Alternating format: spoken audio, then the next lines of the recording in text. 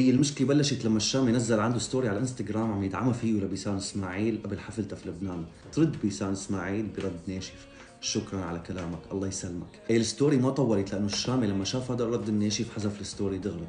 لا تجي اغنية علاش اجا فيها هذا المقطع.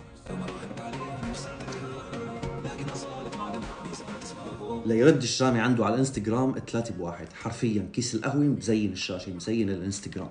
3 اللي هني أمجد جمعة وفؤاد جنيد. أمجد جمعة إيش دخلوا بهالموضوع؟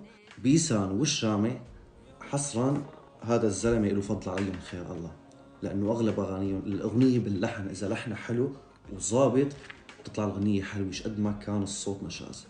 فهذا له فضل عليهم، ما عم بقول انه صوته نشاز، لا. امجد جمعه ايش دخلوا بالموضوع؟ امجد جمعه هو وحش، بس مشكلته انه ما له مع بريمه.